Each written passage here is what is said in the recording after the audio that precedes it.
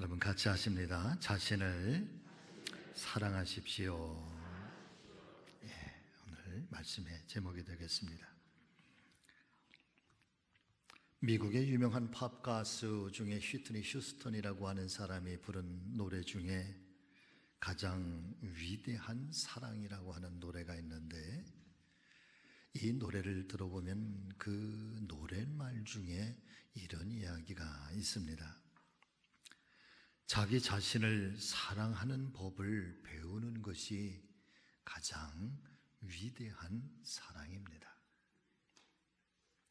자기 자신을 사랑하는 법을 배우는 것이 가장 위대한 사랑입니다. 물론 여기에서의 자신을 사랑하는 말은 이기적이고 거만한 사람이 되라는 의미가 아니라, 자신에게 조금 실수가 있었다고 할지라도, 또 자신에게 좀 부족한 점이 있다 할지라도 자기 스스로가 자신의 있는 모습 그대로를 아껴주고 사랑해 주어야 한다는 말인 것입니다. 우리는 때때로 다른 사람들과 자기 자신을 비교해 보면서 우리의 부족함 때문에 못마땅하게 생각할 때도 있고, 또 스스로를 비하하거나 또 혹은 열등감을 가질 때도 종종 있습니다. 심지어 어떤 사람들 중에는 자신을 학대하고 또 자신을 비하하는, 또 심지어는 자해를 하는 사람들도 있는 것을 보게 되지요. 그런데 심리 상담 전문가들의 말에 의하면은 자신을 사랑하는 것은 대단히 중요한 일이고, 또 자신을 사랑하지 않고서는 남을 사랑한다는 것은 불가능한 일이라고 우리에게 이야기를 해주고 있습니다. 예를 들면 정신분석가인 칼 융이라고 하는 사람은 나를 미워하면서 절대로 남을 사랑할 수 없습니다 라고 이야기를 해주고 있고, 에릭 프롬이라고 하는 사람은 남을 사랑한다고 하면서 자기를 사랑하지 않는다고 한다면 그것은 진정한 사랑이 아니다라고 말해주기도 합니다. 그러면서 권면해주는 동일한 이야기는, 자신을 사랑하기 위해서는 먼저 자신의 있는 모습 그대로를 받아들일 수 있어야 하고, 때로는 자기가 실수한 자기의 실수에 대해서 자기가 자기 자신을 용서해 줄 줄도 알고, 또 자신의 부족한 점을 스스로 위로해 주기도 하고, 자신의 장점에 대해서는 칭찬을 해 주어야 한다는 것입니다. 그리고 또 한 가지는, 자기를 사랑하는 방법은 역설적으로 남에게 사랑을 베푸는 것이다 라고 말하면서 남을 해치고 남의 마음을 불편하게 하고 내 마음이 편해진다고 하는 것은 있을 수가 없다는 겁니다. 그런 거로 남에게 친절과 사랑을 베풀 때 비로소 내 마음도 편하게 된다는 것을 기억하라 권면해 주고 있습니다. 사랑하는 여러분, 우리는 내가 다른 사람들과 분리되어 있다고 생각하기 쉬운데, 그러나 사실은 분리되어 있는 것이 아니라 내가 다른 사람들과 함께 연결되어져 있다는 사실을 믿으실 수 있기를 바랍니다. 조직신학자 폴 틸리히라고 하는 사람은 굉장히 중요한 말을 하는데, 조건적인 사랑은 사랑이 아니라 계산입니다. 조건적 사랑은. 남을 괴롭게 하는 것, 그러면 내 마음도 괴롭고, 남에게 선을 베풀므로 말미암아 그 마음을 기쁘게 하는 것, 그것이 하나님께서 본래적으로 우리를 창조한 우리의 형상, 우리의 모습, 그것이 창조의 원리고 창조의 법칙이었다고 말씀해 주시고 있는 거지요. 그런 의미에서 다시 오실 예수 그리스도의 탄생을 기다리면서 오늘 대강절 두 번째 주일에는 무엇보다도 나 자신을 먼저 사랑하십시오 라고 하는 이 말씀의 제목으로 함께 은혜 받기를 원하고, 또 말씀 속에서 우리가 새 힘을 얻기를 바라고, 더불어서 말씀의 깨달음도 얻는 은혜와 축복의 시간이 되시기를 주님 예수 그리스도의 이름으로 축원을 드립니다. 자, 첫 번째는 자기를 사랑하기 위해서는 자기를 존중해야 합니다. 자, 사랑하는 여러분, 오늘 본문의 말씀 28절에서 31절의 말씀을 우리 한번 같이 살펴보겠습니다. 같이 읽겠습니다. 서기관 중 한 사람이 그들이 변론하는 것을 듣고 예수께서 잘 대답하신 줄을 알고 나와 묻되 모든 계명 중에 첫째가 무엇이니까? 예수께서 대답하시되 첫째는 이것이니 이스라엘아 들으라 주 곧 우리 하나님은 유일한 주시라. 내 마음을 다하고 목숨을 다하고 뜻을 다하고 힘을 다하여 주 너의 하나님을 사랑하라 하신 것이요. 둘째는 이것이니 내 이웃을 내 자신과 같이 사랑하라 하신 것이라. 이보다 더 큰 계명이 없느니라. 아멘. 본문의 말씀은 이 마가복음 12장 전반부에서 예수님과 바리새인과의 세금에 관한 논쟁이 일어나고 그 세금에 관한 논쟁에 대해서 예수님께서 말씀하시고, 그리고 이 바리새인과의 논쟁이 끝난 이후에 바로 이어서 사두개인들이 그러면 부활에 관하여서 예수님께 질문할 때 예수님께서 그 부활에 관해서 답변을 하시게 되는 그 전반부의 말씀이 끝난 이후에 다가오는 이야기입니다.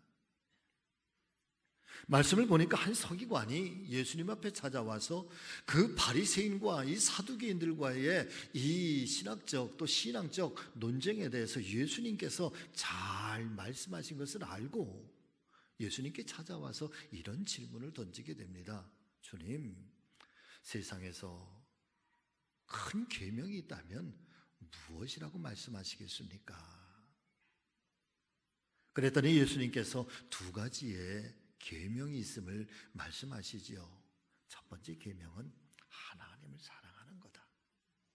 뭐니 해도 하나님을 사랑하는 것. 그런데 그 하나님을 사랑하는 방법에 대해서 힘을 다하고 목숨을 다하고 뜻을 다하고 너의 모든 것들을 다 하여서 그 하나님을 사랑하는 것. 이것이 우리가 이 땅의 삶을 살아가면서 지켜야 할 가장 첫 번째의 계명이다. 그리고 두 번째 계명이 있다고 한다면 내 이웃을 사랑하는 것이다. 그런데 그 이웃을 사랑하는 방법에도 내가 너의 자신을 사랑하는 것처럼 다르지 않다는 거죠. 그런데 오늘 본문의 말씀을 자세하게 살펴보면 이 예수님의 말씀 중에서 대단히 의미 있는 말씀이 담겨져 있는 사실을 우리는 발견하게 되는 것입니다. 특별히 두 번째 계명, 내 이웃을 사랑하는 말씀 앞에 한 가지 전제 조건이 붙어 있는데 그것은 바로 내 이웃을 사랑하되 내 자신과 같이 사랑하라라고 하는 말씀인 것입니다. 바꿔서 말씀을 드리면 이웃을 사랑한다는 것과 내 자신을 내가 사랑한다는 것이 서로 다르지 않다는 것입니다. 사실은 예수님께서 하나님을 사랑하는 것과 그리고 내 이웃을 사랑하라 하시는 이 말씀의 의미, 본래적인 의미가 있다고 한다면 너희가 너희 자신을 얼마만큼이나 사랑하느냐, 정말 무엇보다도 자기를 사랑하고 아끼고 자기 자신을 위해서는 아낌없이 투자하고 모든 것을 다 그렇게 소중하게 여기는 그런 것처럼 이웃을 사랑할 때에도 그런 심정, 그런 마음 다르지 않게 심지어는 똑같은 마음으로 그런 심정으로 이웃을 사랑하라. 아마 그것이 예수님께서 말씀하시고 싶은 본래적인 의미일 것입니다. 그런데 어느 날 이 말씀을 가만히 묵상하면서 한 가지 제 마음속에 깨닫게 되는 것은 과연 오늘날 현대인들은 자기를 정말 사랑하고 있는가?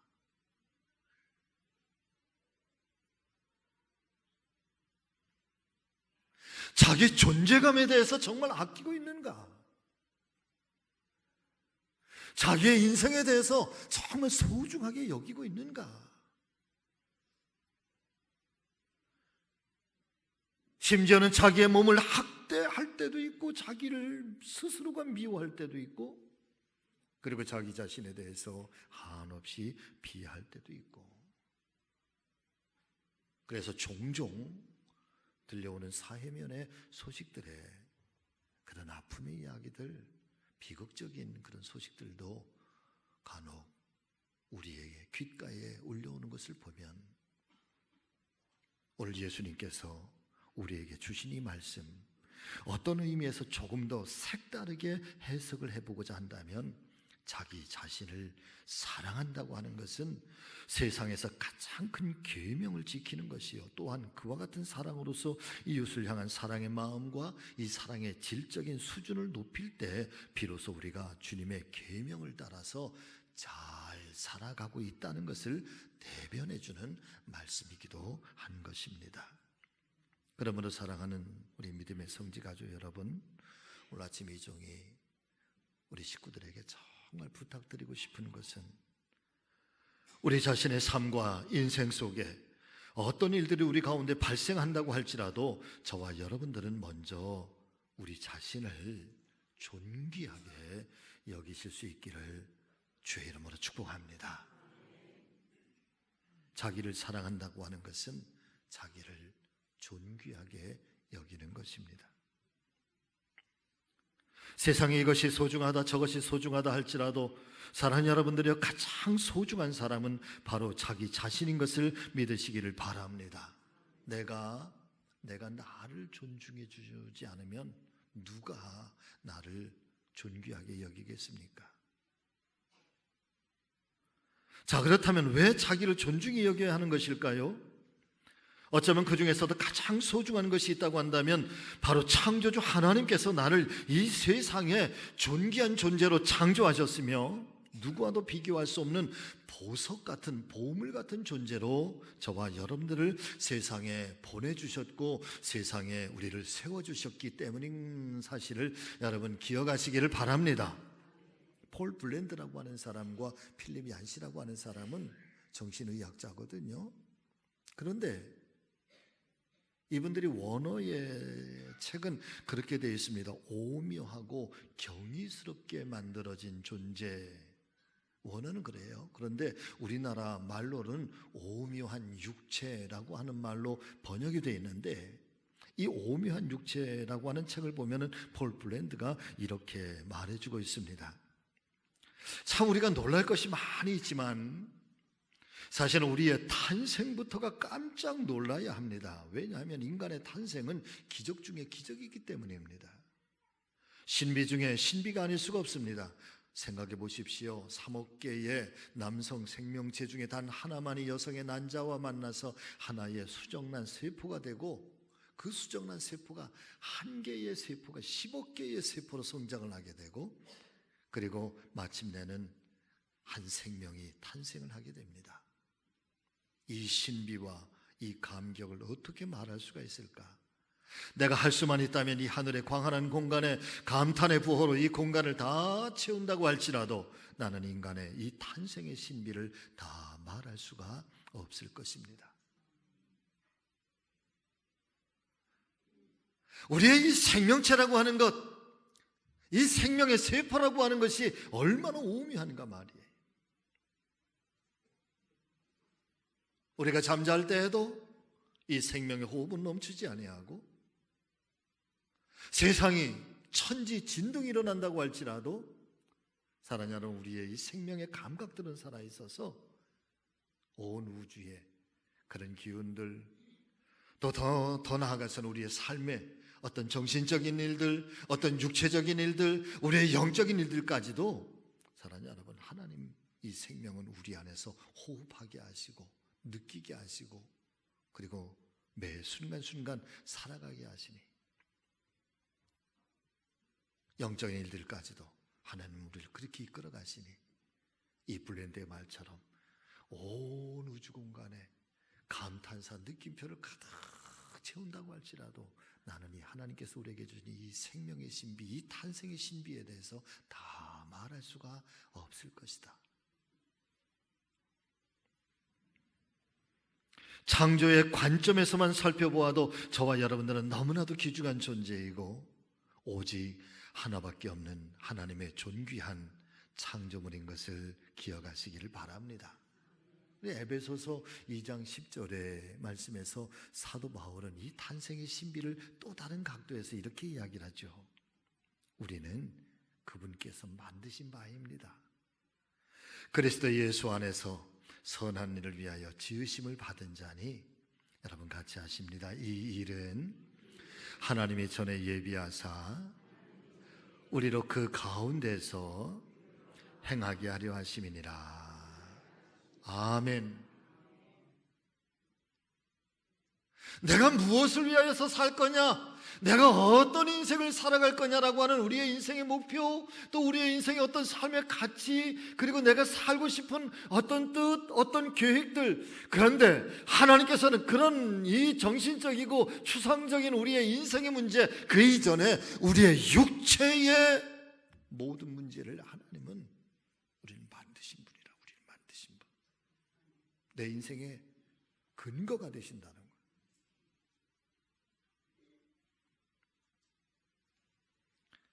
이 말씀을 공동 번역에서는 우리는 그의 작품이라고 번역을 하고 있습니다. 표현을 달리해서 말씀을 드린다면, 사랑하는 여러분, 나는 하나님께서 많은 생각과 또 많이 고민하시고, 또 하나님께서 아주 큰 뜻을 가지고 계셔서 마침내 백승규는 이렇게 만들어야 되겠다, 그렇게 결정하신 놀라운 하나님의 예술 작품이라는 겁니다. 사랑하는 여러분, 하나님께서 저를 그렇게 만드셨다는 거예요. 생김새를 이렇게 만들고, 제 눈이 너무 작다고, 또 제가 이렇게 생겼다고, 여러분 함부로 대하지 마세요. 하나님의 작품이에요. 그것도 내가 백목사는 이렇게 만들 거야, 겉모습은 이렇게, 저의 성품은 내가 이렇게. 그것만 아니라 이제 저가 이 땅에 누구의 아들, 누구의 가정 속에 태어나게 하시고, 어떻게 자라나게 하시고, 그리고 그의 인생 전체를 통해서 내가 어떤 영광을 받으실 것이라고 하는 하나님께서 고민하시고 계획을 가지고 뜻을 가지시고 여러분 저를 창조하셨고, 그렇게 하나님의 오묘한 작품으로 저를 만드신, 저는 위대한 하나님의 사람이라는 거예요. 자기를 사랑하는 것은 자기를 존귀하게 여기는 것입니다. 사랑하는 여러분, 한번 옆에 분들 이렇게 한번 보실래요? 손을 한번 잡고 얼굴을, 눈을 마주치면서, 블렌더는 온 우주에 이 감탄사를 다 해도 부족하다고 하는데, 그냥 그렇게 하지 마시고, 작품이로다, 작품이로다. 자, 시작.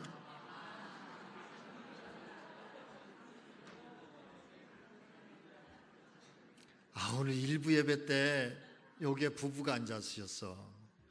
지금 해보시라고 그랬지. 마주보고 작품이로다 그랬더니 아니라는 거야, 아니라는 거야.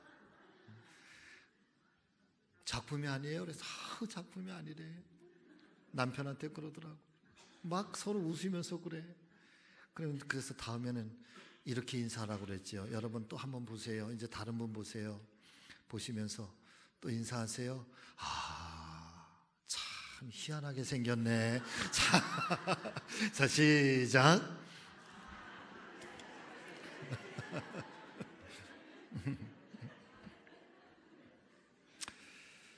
여러분, 하나님께서 만드신 또 다른, 나 외에 또 다른 위대한 작품들이십니다.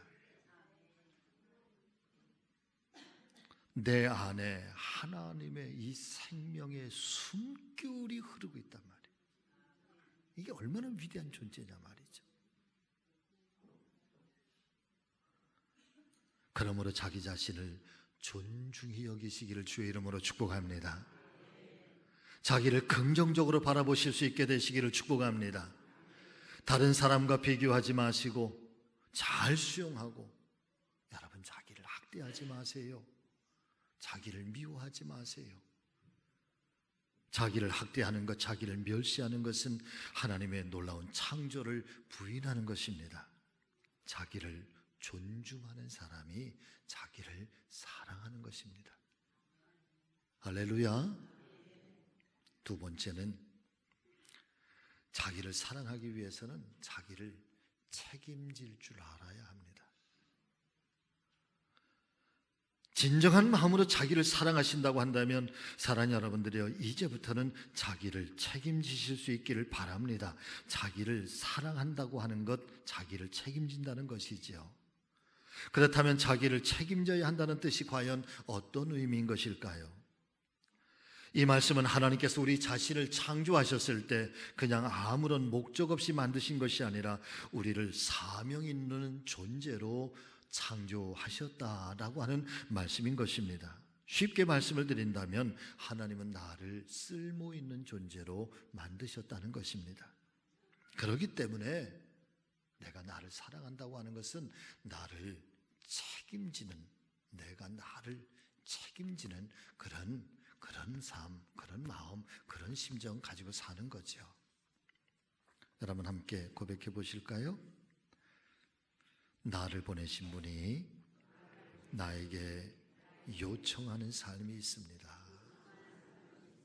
아멘. 지금은 좀 오래되었지만은 제가 선지동산에 입학하고 얼마 안 되었을 때 지금 아주 유명한 그 감신 기숙사 그 충정로에 오래된 건물이거든요. 거기가 낡은 그 제정 러시아 때 건물이고 벽돌로 되고 삐그덕삐그덕하고, 그 예전에는 공포 영화를 촬영할 때면은 충정로 기숙사 와서 공포 영화를 촬영하는 거예요. 영화 촬영 끝나면 그날 저녁 때 기숙사생들한테 1인당 통닭 반 마리가 나와. 그런데 그 충정로 기숙사에서 일명 반창고 사건이 일어난 거예요. 입학하고 얼마 안 됐는데 이제 중간고사를 보아야 되는데 한 2달쯤 지냈을 때, 근데 다들 이제 중간고사니까 밤에 다 열심히 공부하잖아요. 근데 이 기숙사가 얼마나 낡고 부실한지 그저 옆방에서 속삭이는 소리도 다 들릴 만큼, 지금 어떤 히터도 있고 그러죠. 근데 그때는 방 안에다가 연탄 놓고, 그리고 저도 입학했는데 침대가 없어서 어디 가면 침대가 있을 거래. 그랬더니 어디 쓰레기장이 있는데 보니까 누가 갖다 버린 침대가 하나 있더라고요. 야전 침대가. 그래서 저도 그거 갖다 놓고 기숙사에서 그렇게 생활했거든요. 그런데 한참 밤에 다 조용하게 공부하는데 옆방에서 누군가가 이건 아니잖아, 이건 아니지, 이건 아니잖아요, 계속해서 밤새도록 그러는 거예요. 다들 신경이 예민해. 시험 공부를 해야 되는데 잠도 제대로 못 자고 다음날 아침에 이제 학교까지 한 15분 정도 걸어가야 되니까 기숙사생들이 다 나와서 3, 3, 5 짝지어서 이제 학교 가려고 하는데, 어젯밤에 그 주인공 보니까 2학년 선배더라고요. 근데 이분이 딱 방에서 나왔는데 머리에다가 말이죠, 여러분 하얀 반창고 있죠? 이렇게 잘라서 그 병원에 손 테이핑하고 그러는 반창고를 여기에다가 십자로 이렇게 붙여놓고 이 머리에다가 대여섯 군데를 이렇게 붙여놓고 나온 거예요. 그래서 다들 깔깔깔깔 웃으면서 도대체 무슨 일이냐고, 왜 그러냐고 그랬더니, 공부하다가 아침에 일어나는데 머리를 못 감고 그냥 고양이 세수를 하고 거울을 봤는데 보니까 한쪽이 머리가 이렇게 붕 뜬 거예요. 그러니까 보기 싫으니까 거울을 보고 가위를 가지고 거기를 이렇게 잘라낸 거예요. 근데 너무 많이 잘라가지고 이게 푹 파였어. 또 옆에가 이렇게 솟아나니까 또 옆에 자르고, 그러다가 보니까 여기저기 듬성듬성 이렇게 구멍이 난 거예요. 그걸 그냥 모자를 쓰고 나오면 되지, 거기다가 반창고를 붙여놓고 그래 나온 거죠. 그러면서 하는 말이 반창고가 십자가 같지 그러더라고. 오늘 시험 볼 때에 십자가, 주님의 능력이 자기를 시험 잘 보게 할 거라는 거예요. 그리고 나서 그날 시험을 다 치르고 났는데 그날 오후쯤 됐는데 학교에 소문이 쫙 나서 허모모 학생이 드디어 학교를 떠났다는 거예요. 시험 보는 중에 담당 교수님이 보는 앞에서 시험 문제를 들고서는 다 갈기갈기 쫙 찢어내고 확 집어던지면서 교수님 이건 아니잖아요 그러면서 시험장을 박차고 나가고 그 길로 학교를 자퇴를 해버렸다는 거예요. 아마도 자기가 가지고 있었던 이 신앙 고백, 그런데 선지동산에 들어가면서 어떤 신학이라고 하는 것을 접하고 철학을 접하고 인문학을 접하고 그러면서 이 신앙과 학문에 충돌이 일어나고 성서를 막 마치 해부학처럼 막 쪼개잖아. 그러면서 일어난 이 갈등, 그 마음의 고민들, 이걸 견디다가 못해서 공부를 하면서도 자기의 신앙 고백이 안 되니까 이건 아니잖아 그러다가 결국은 시험에 답안지를 쓰면서 이건 아니잖아요 그러면서 시험지에 답안지를 다 갈기갈기 찢어내고 그리고 나서 학교를 박차고 떠나간 거예요. 이게 일명 감신 기숙사에 전해 내려오는 반창고 사건이에요. 근데 사랑하는 여러분, 그 선배를요 제가 2주일 전에 만났잖아요. 알고 봤더니 지금 저쪽 경남 삼남면에 산청이라고 한 데서 목회를 잘하고 계시더라고요. 할렐루야. 그런데 얼마나 거룩하고 경건한지요. 목소리도 쫙 깔고. 알고 봤더니 제가 군대 간 사이에 다시 재입학을 하고 졸업을 하고. 자, 하나님 놀랍습니다. 그런 분도 다 변화시켜서 그렇게 그 고민이 오히려 목회에 큰 자산이 될 거예요. 할렐루야. 그때 그 사건 때문에 제가 한 가지 크게 깨달은 것이 있었습니다. 그것은 바로 우리의 영성은 하나님 앞에서의 정직함이어야 된다는 겁니다.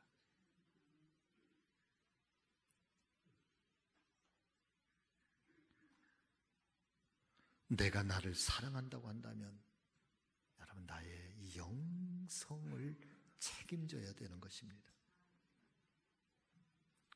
물론 성령님의 도우심을 받아서 어떤 시험거리들이나 걱정과 염려 앞에서도 우리의 믿음이 좌로도 우로도 치우치거나 요동치거나 흔들리지 아니하는 그런 은혜, 그런 도우심을 받아야 하겠지만 그럼에도 매 순간 흔들리는 우리의 삶의 많은 일들 앞에서 사랑하는 여러분, 내 영성이 경건할 수 있도록 그리고 하나님 앞에 정직하게 설 수 있도록 나를 사랑한다고 하는 것은 자기의 영성을 책임지고 지켜가야 되는 것.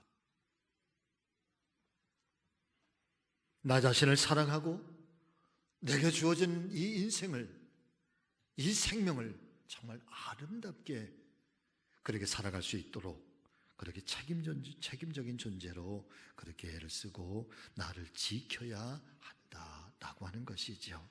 이것이 자기를 사랑하는 것입니다. 내가 나를 가꾸지 않으면 누구도 나를 새롭게 만들어줄 자가 없습니다. 할렐루야. 자기를 사랑한다고 하는 것은 여러분 자기를 책임적인 존재로 가꾸어 가는 것입니다. 자, 마지막 세 번째, 자기를 사랑하는 것은 자기를 사랑하기 위해서는 여러분 같이 하십니다. 자기를 보호해야 합니다. 아멘. 사랑하는 성도 여러분들이요, 자기를 보호한다고 하는 것은 죄의 유혹에 빠지지 않게 하고 죄로 물들지 않도록 자기 자신을 잘 지키는 것과 다르지 않은 것임을 믿으실 수 있기를 바랍니다. 왜 자기를 보호해야 하는 것일까? 말씀드렸지만 우리는 하나님이 창조한 거룩한 존재들이니까,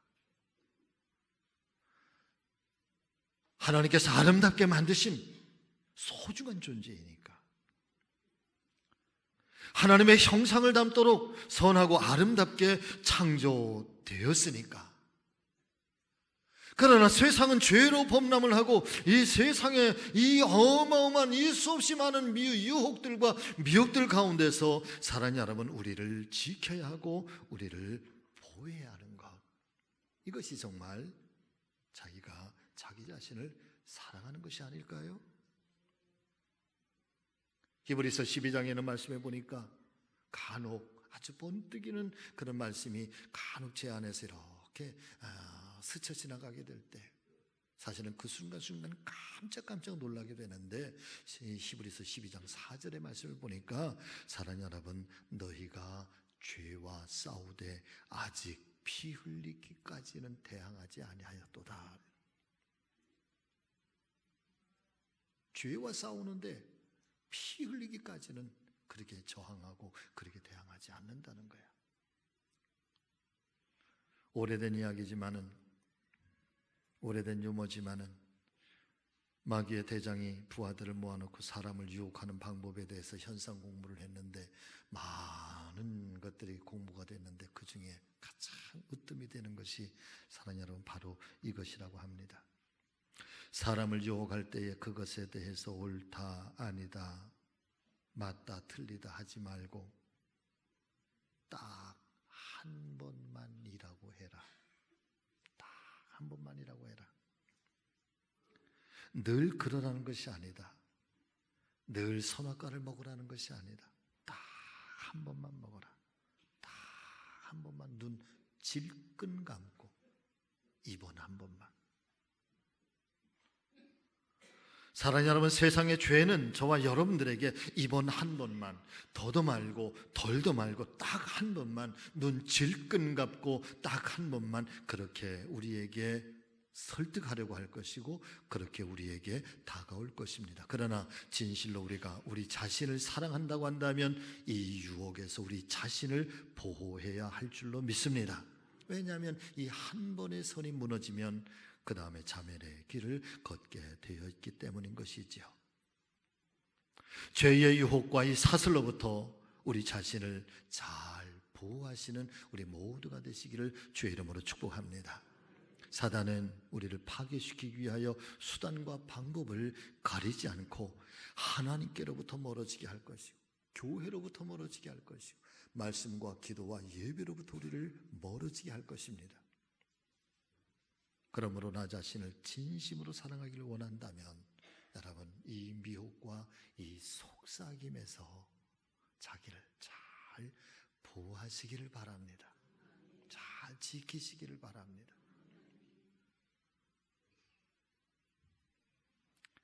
북유럽에 사는 흰 담비가 털이 아름답기로 유명해서 그 담비 털이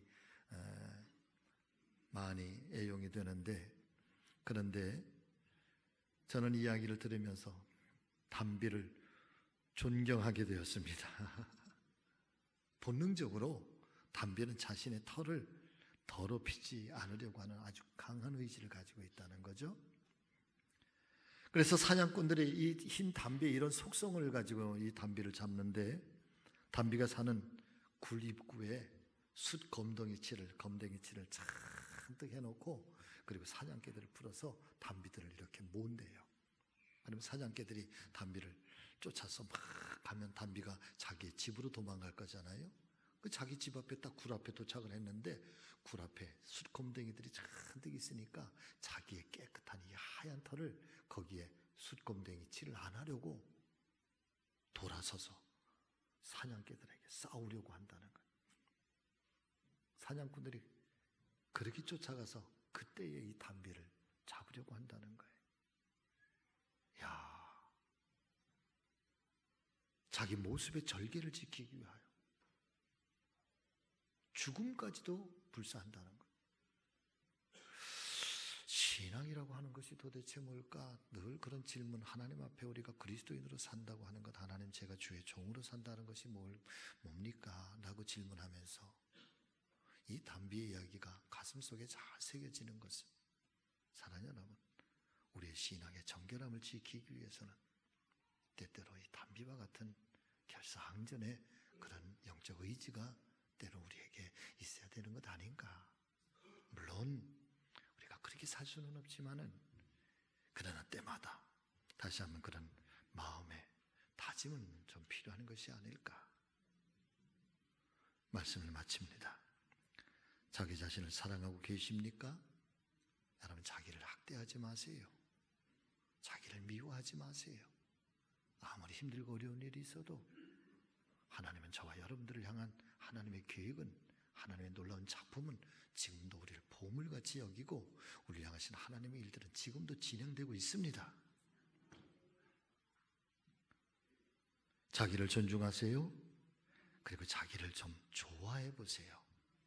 그리고 자기를 잘 보호하고 책임적인 존재로, 사명적인 존재로, 그리고 자기를 잘 지켜서 올해보다 더욱더 2020년도에는 아름다운 삶, 더 멋진 삶을 살아가시는 우리 성주교회 모든 식구들 되시기를 예수님의 이름으로 축복합니다.